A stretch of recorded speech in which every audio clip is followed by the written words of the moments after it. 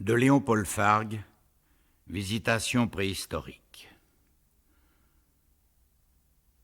Dans l'immense toupie nébuleuse d'où la Trimurti sortira sa grosse tête de cerbère aimable, au centre d'un vaste cauchemar cerclé de lumière et d'ombre, le plasma cosmique se condense pour sécréter cette sueur noire, les hommes. Les hommes, emportés d'étage en étage par la cataracte des périodes vers la mort, depuis la première aventure des mondes. Le soleil quitta la pellicule scorieuse à la vitesse d'un bouchon de champagne.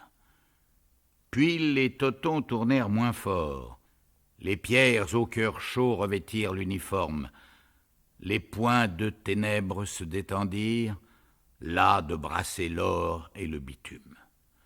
La musique des sphères leva sa main blanche. Les grands premiers rôles d'un opéra gélatineux se groupèrent sur une scène tournante de 40 000 kilomètres de circonférence équatoriale, l'atmosphère, la lithosphère, le Goulfe, le Mauropiat, le cap Horn, qui a des grâces de Pucrasie, les blocs calcaires à tête de petits cozones parachutes, les bournonins aux frocs lourds, les éléphants granitiques courbés et noirs comme des Bretons à l'enterrement. À l'appel d'une voix insensée et pure, la vapeur retint sa fusée terrible. Les fantômes s'assemblèrent, les figures écoutèrent, et sur un ordre argentin, les soleils qui jouaient aux grâces avec la mort gagnèrent d'un bond radieux leur ordre de bataille le long des courbes célestes. Malaxés, laminés, rejetés, résorbés, revomis par une foule bondissante de canons nuages et d'averses mitrailleuses, le silicium, le sodium, le manganèse, les poussières, le radium, les boues s'imbriquèrent dans le puzzle.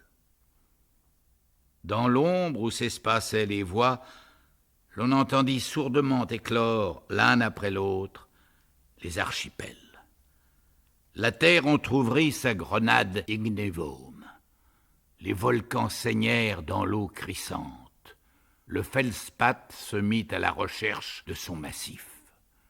Les porphyres s'abattirent comme des simounes, choisissant le rouge pour le monde latin, le bleu pour la vallée du Nil. Coupés en tranches comme des ananas, les basaltes proposèrent des modèles d'amphithéâtres et de cathédrales, et de toutes parts tonnèrent les marteaux pilons de l'invisible chantier des dieux.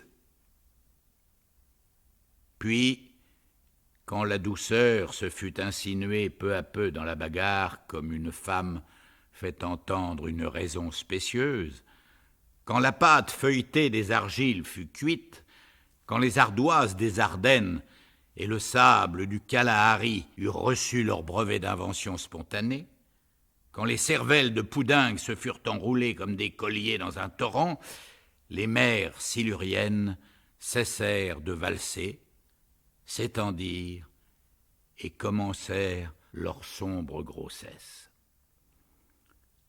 Un énorme soleil minium tremblotait dans un ciel de plomb. Des incendies coulèrent. Des lianes de feu liquide fouettèrent la pâte du nouveau-né. Des lavasses de sabbat ruisselèrent sur la jeune peau du monde, provoquant des explosions de talc et des geysers de sueur, cherchant les moindres poches, les dés, les pores, les replis, les trous de serrure des grottes, les dents creuses des carrières, dégoulinant sur les vallonnements vernis, s'accumulant tonne par tonne, larme par larme, dans les rides d'une face hurlante de chaleur, bondissant sur les spasmes du globe ivre d'abcès, couvert de lèpre chimique, gonflé de montagnes de pus noirs. Il plut à 360 degrés sur des roches sentimentales dont la douleur peut se mesurer de nos piètres jours aux convulsions de homards à l'américaine et de truites au bleu qu'elles ont gardées de cette cuisson tournafolbesque et philpitorve.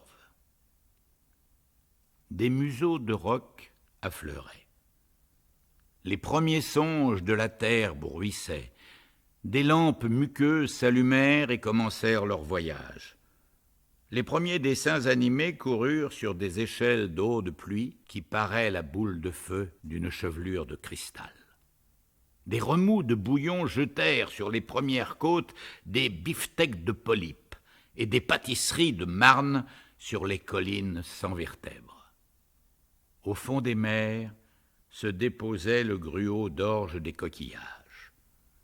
Des festivals de craies s'organisaient, et déjà des concerts de coraux célébraient l'anniversaire du soleil, le tricentenaire du plasma, les jubilés du vent, du vacarme et de la couleur. Des vagins de pois, de tourbe et de houille s'entr'ouvrirent. Des aérolites attardés s'aplatissaient parfois en bouse sur les plateaux neufs. Des têtes de Père Noël apparaissaient aux fenêtres des bibliothèques du calcaire jurassien. Des pterictis pointèrent dans les bas-fonds de gélatine. Les terrains et les forêts sortaient comme des démodex. Des jouets poilus et barbares s'entassaient à l'aventure des escarpements. La première neige tomba. Et la première neige disparut, sucrant les lacs, emplissant de liqueur les rivières qui se mettaient en mouvement. Des joailliers invisibles s'attaquèrent aux chênes, taillèrent les aiguilles, disposèrent les guirlandes du détroit de Gibraltar, imposèrent au monde l'Himalaya, polirent à l'os les architectures tabulaires du Brésil. Les formes de la vie, massées par rangs de taille comme des troupes dans un meeting, attendaient le signal. Alors, un crapaud géant sonna du corps dans le crépuscule des marécages. Le ciment était dur. Des lustres d'étoiles annoncèrent que la terre était prête. Le bouclier canadien monta comme une piste surélevée. Les monts Alleghanies prirent la tête du défilé. L'Écosse parut. Les artilleries et les tréfileries des grands fonds mettaient en fabrication les premiers anneaux du règne animal. Les premiers yeux, les premières joues du monde commencèrent à vivre dans l'arrière-bouche des mers. Paradoxides pareils à des ventres de piano, à des harnois de joutes, armoiries des caves de corail, vers artichauts, arthropodes et brachiopodes des premiers jours qui étonnèrent les génies de l'eau par leur dignité de tourelles de cuirassés, leur bonhomie d'harmonica, leurs pattes mâchoires et leurs pattes poumons. Des milliards d'enfants verts, de mioches acidaspices, de descendants cloportes tourbillonnèrent dans les ferronneries sous-marines. Hérissons, machines à écrire, radiateurs, insectes siphons, sangsues vaporisateurs, boulons à moustache, crabes tire-bouchons, cils sans yeux, métazoaires énormes et minuscules, abdomen en forme de tour, crustacés pyramides, homards locomotives trempaient dans un jus créateur et se reproduisaient sans pagaille. Ainsi, les mers se peuplaient d'une fabuleuse vermine, car les eaux parfaisaient les fruits de la chaleur. De la terre qui séchait comme un immeuble enduit de sperme, de longues fumées montèrent à perte de vue, groupées en geysers d'étoiles vertes. Les sigillaires haussaient leurs strobiles de poils, et des arbres prodigieux cloisonnaient le ciel dans leurs serres comme dans une verrière enivrée de lumière et de silence. Les grands sauriens où s'imbriquaient des émaux crasseux, sautant comme des marsupiaux battus par l'orage, avec 2000 dents et des pieds d'oiseaux, se battirent dans les grottes sonores en ouvrant d'immenses bouches déplaisantes. L'Arsinotherium, qui trimbalait un obélisque entre les yeux, pataugeait dans la purée de prêle d'un pays gras qui pouvait être Alexandrie, Sucre, Édimbourg ou Marraine. Des végétaux trop minces et mal vissés se brisaient comme des cathédrales de vaisselle. Dans la barbe des jeunes montagnes indigo, citron ou lit de vin, des concombres compliqués et des champignons à oreilles s'ébattaient dans une mousse qui possédait la vertu de se rouler en spirale et de donner naissance à des chenilles d'émeraude. Longs comme des balustrades et gracieux comme des viaducs, des insectes assoiffés se détachaient soudain d'une escadrille, atterrissaient, vidaient un étang d'un seul trait et s'envolaient dans un bruit de cirque ambulant. Des punaises à sonnettes pissaient de l'encre sur les algues. Le moindre vent faisait fuir des attroupements d'arbres dont les débris s'éparpillaient comme un pollen sur des villes de polypodes et des forteresses de lichens. Les torrents travaillaient aux houilles futures.